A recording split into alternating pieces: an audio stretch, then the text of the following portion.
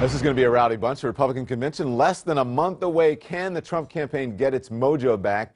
Let's discuss now with Bruce LeVell, Executive Director of the National Diversity Coalition for Trump. Republican consultant Margaret Hoover, CNN Politics Executive Editor Mark Preston, got to get that executive in there, and CNN political commentator Mark Lamont Hill. So the question is, can they pick up some ground? They need to gain ground by the convention. Right. Or you said it's over? You said that to me in the first segment. That's right. I think that this campaign has been really dictated by very big moments, and this was a very big moment today in the Trump campaign. There's a power struggle going on that has now been dissipated, but I do think that within the next 2 or 3 weeks is really going to be a turning point for the Trump campaign. They have to build an infrastructure. They have to get bodies on the ground. They have to raise money. As we talked earlier, they only have $1.3 million in the bank, but it is critical that if they're not able to pull it together within the next 2 or 3 weeks, it's really indicative of where the campaign is going as we go into November. This is a pivotal point, Margaret, especially with the shakeup today and all the recent problems. It comes from the candidate himself, you think mostly, I'm sure, but do you think this firing of Corey Lewandowski is a turning point and can help the campaign? Well, it has to be a turning point. And I mean, clearly that's what it was intended to do.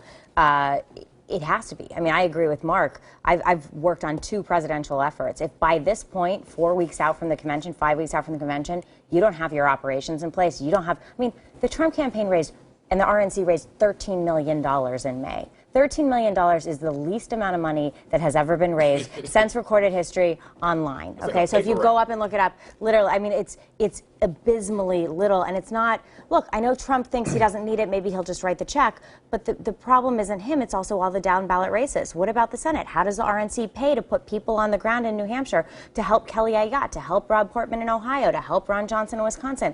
I mean, this is not just about Mr. Trump, it's about the Republican Party, because he's the presumptive nominee of the Republican Party. If he wants to get anything done if he gets elected, which, by the way, is looking like a stretch without the infrastructure, especially when you're going up against a Clinton operation. Did Lewandowski not get that?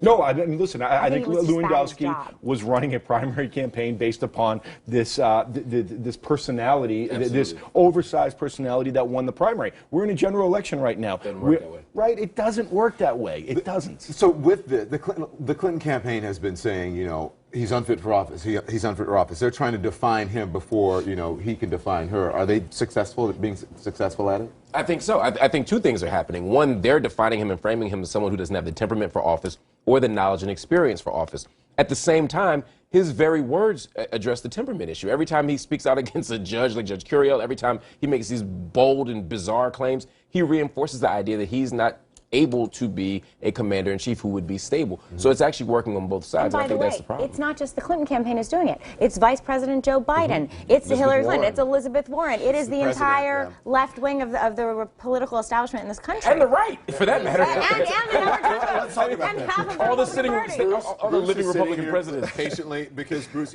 let me put up this poll before you. This is a new Monmouth poll that I've been showing. Hillary Clinton leading him 7 points, and there are other polls that show her gap is widening. So does this add fuel to the fire, you know, to Mark's point about even Republicans to this dump Trump movement heading into the convention? No. It's one poll. And first of all, I just want to say one thing.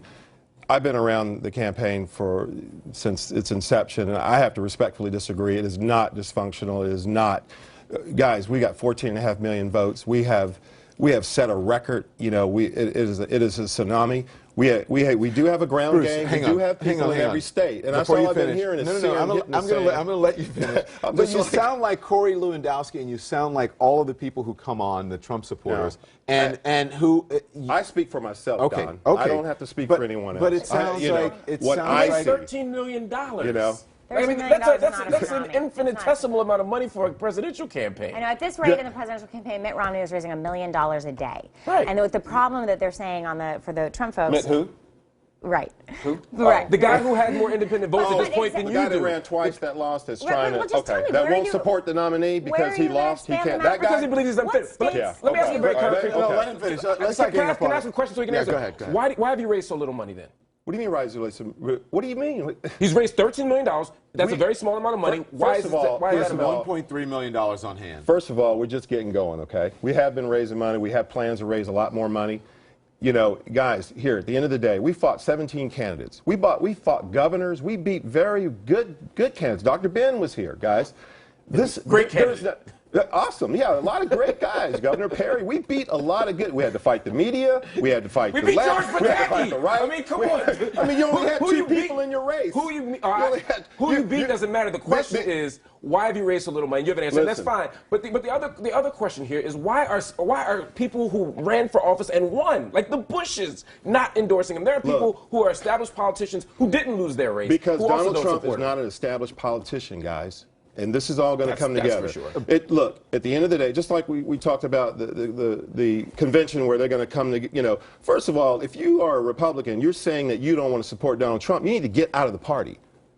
Period. If you are a Republican and you say and you're about that, Margaret, no, you need to get out, because if you sign up for it, you need to stay with it. I was with even if it operates against your All principles. right, hold on, Mark. Hold on, Mark. This is between the Republicans. I'm sorry. This is on the right side of the table. So go ahead. No, I mean, the challenge is you're talking about Mitt Romney and saying Mitt who. If Donald Trump is going to win, he's got to win every single vote Mitt Romney won, plus some more. So if you say you get out of the party if you're a Republican, then there's no way you're going to win. No, what there's it is no is way that you're going to win. you can't be in the convention. When you sign up as a Republican, you are the Republican. If you're a delegate, you're talking about the convention and the exactly. As it relates to earlier. But that's a different issue. The question is, why has he not inspired the base enough that even people who ran for office and won, such as the president, back to my original question when I said you sounded like the talking points. I mean, quite honestly, if you don't believe that he must run a traditional campaign at this point, or at least the campaign must evolve, then you're in denial, because the campaign manager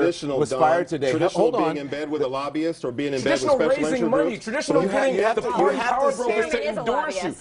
You have to stay in the race, otherwise he's not in the race. It's over. All I know is we're number one. And we're going to be number one compared all the to way what? to November 6th. Number one compared to what? number one. Hold your horses. Not compared to national polls. Hillary Clinton's winning. Hold your horses. We'll be right back. Yourself to? Bill Carson? We'll be right back.